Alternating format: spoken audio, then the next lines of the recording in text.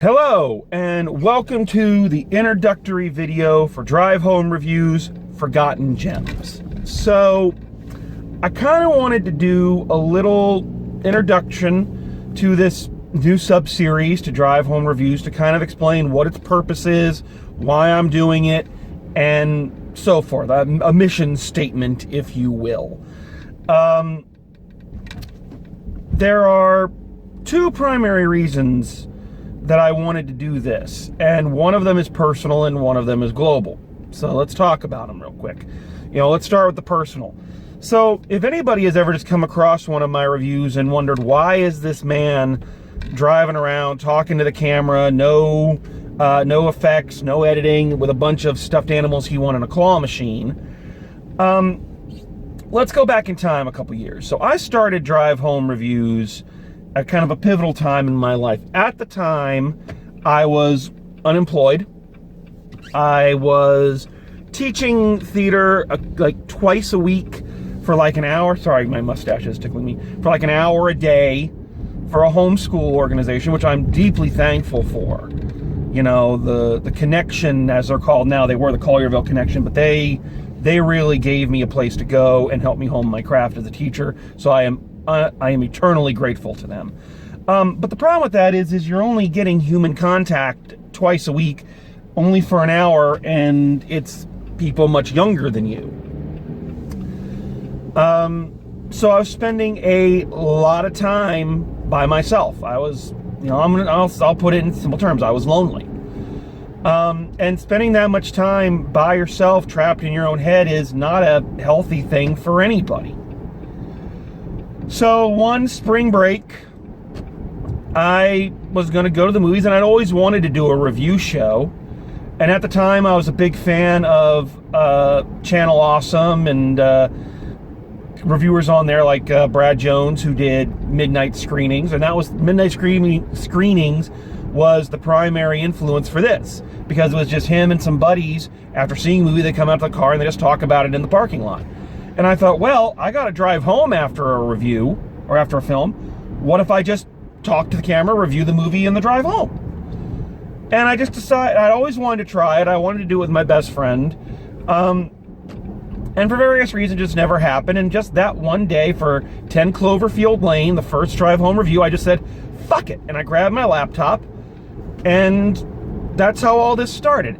It was a way to kind of combat cabin fever. And it was a way to, just feel like I was having a conversation. And then it's morphed. Now that I do have a job and I am working, it's a stress reliever. It's a thing I do on the weekends. It's a thing I do with friends. It's become part of who I am. As sad as that may sound to some people. So, Drive Home Reviews is a very important part of my life. Very important. I need it. I need to do my reviews. It's important. I don't care if nobody watches them. I'm so happy for the people who do, and for the people who have and commented and all that. Thank you so much. You have no idea how much it means to me. But it's not something I can just stop doing, So that brings us to the global reason. Unless you've been living under a rock, and if you have, buddy, take my word for it. Get out of here, Dewey. You don't want none of this shit. All right, go back under the rock. So unless you are living under a rock, you know that currently, as of this recording, the world is in the midst of a pandemic with the coronavirus. And we're at a point now where a lot of things are closing down. The school I work at is closed for an extra week after spring break. There's hoarding and all this of supplies and whatnot. So they are trying to cut back on mass gatherings of people. Sporting events. The NBA has suspended their season. The NHL has suspended their season. They're most likely going to cancel WrestleMania. So anything where there's a large group of people. Now, the world is not shut down, at least as of now, as I'm recording this. Businesses are open, restaurants are open, and all of this, but people are really trying to stress this social distance is what they're calling it. And I'm kind of stuck mentally between a rock and a hard place because I want to be socially responsible. I really do. But I also need to do my drive home reviews because that's how I keep saying it. Also is, I mentioned this in the Invisible Man review, sticking my head out the hole and seeing that life is going on is very therapeutic for me. It's showing that we're going to get through this. But you got to take some precautions, right? The movie theaters around here they're deep cleaning everything. Whoa, Drew, Dudley, we'll set you back up, guys, don't worry. They're limiting auditorium space. And, so I'm like, okay, I can still go to the movies. But there's this niggling, wiggling in the back of my head. And this is the time when I'm grateful I have friends who are smarter than I am. So I was having dinner with a friend of mine last night. And she was talking about, well, I don't know why I'm saying it, like, Lindley, who is a regular co-host here on Drive Home Reviews. And we were talking about this because it's all anybody can talk about. And she was talking about these teenagers and whatnot and 20-somethings that are saying they're going to go out and have parties. And she was saying, but that's the whole reason that they're shutting things down is to keep people from doing that exact thing. And she said these words, and I remember these very clearly, it's not about you. And that stuck in my head. I don't know if she was saying it to me specifically or just kind of in general, but it felt like it was to me, and in a good way. It's stuck in my head, and I've been tossing that around all night. I want to go to the movies. I need to review movies. It's just what I need to do to keep my head on straight. Especially with the prospect of like 2 weeks of, I don't want to say isolation, but 2 weeks of, social distance. Yeah, I'd go crazy. So that niggled and wiggled around inside of my head for a good long time, and I thought about it all night. How am I gonna do this? And I'm not gonna say that I'm not gonna go to the movies. My courage may pluck up, and I may just say, well, to hell with it. But on the other hand, do you want to risk your health and other people's health for, let's be honest, a bunch of second, third tier movies that probably aren't going to be much good anyway?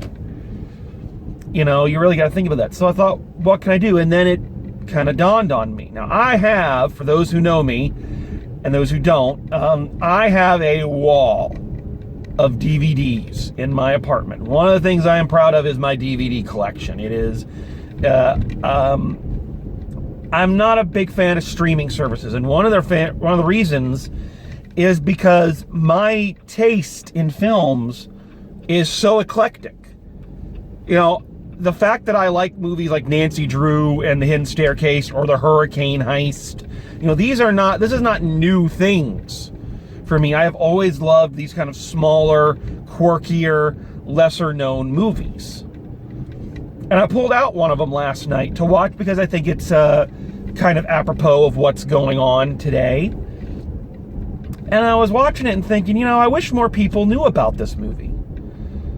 And that kind of planted the idea in my head. And so I got up and I went to my DVD wall and I started pulling out all the movies that I have that have kind of slipped through the cracks of history.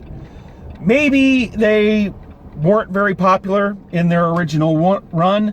Maybe they were for a minute and then kind of vanished. Some of them were critically panned. But the point is I just have a ton of movies. I have a ton of movies in general. But I've got a ton of movies that are just begging for a bigger audience. So I thought, well, if I'm gonna practice social distance and I want to be responsible, but I still want to do my reviews, why not talk about some of these forgotten gems, some of these forgotten films that the world has kind of left behind, and maybe see if I can generate a little bit more of an audience for some of them, especially if we're all going to be stuck in the house for 2 weeks. you know, you're looking for something to watch. Maybe you hear about one of these, maybe you click it on. So that, in 10 minutes, is the roundabout way that I came to this idea, and that's what we're going to be doing here on Drive Home for Reviews Forgotten Gems. We're going to be looking at movies that just don't have that big of an audience. Maybe you've heard of them, maybe you haven't. Some are kind of cult classics, others, you know, many people have dismissed. We're not going to do a grading system on them because they've been out, a lot of them have been out for years, so I don't see the need to do a grading system for them. And I already own them, so you already know that I support them in some way. You gotta think that every film on this list is at least a C, if not higher. So yeah, that's basically what we're going to be doing here, is just taking a look at some of these films and talking about them, and yeah, that's it. So I hope you'll join me. And for those worried about, you know, social responsibility and all that, I'm not going to a big crowd. This is the crowd I'm with, and I'm pretty sure they're all negative for the virus. And I'm only walking from my house to my car door and then back.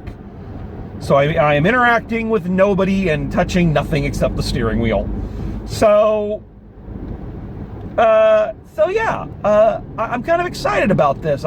As I was pulling out all the movies that I wanted to do, I was like, oh man, oh no, I haven't seen this in a long time. Oh, I want to talk about this one. So I'm kind of excited about this. So I hope you'll join me, and I hope if you know of some of these movies, I hope maybe it rekindles them. If you haven't heard of them, might make you want to go watch. And I've already got a list of ones I want to do, but if you want to comment on maybe a forgotten gem you know about and that you want to talk about, put it in there. Maybe I've got it. Maybe I'll move it higher on the list. So let's get through this together, everybody. Let's get through this together. Drive Home Reviews is here for you. So that is what we're going to do here. So what are we going to start with? We're going to start with the movie I was watching last night, a movie that I think has some relevance today. We're going to look at the 1993 John Goodman film, Matinee. So I hope you join us.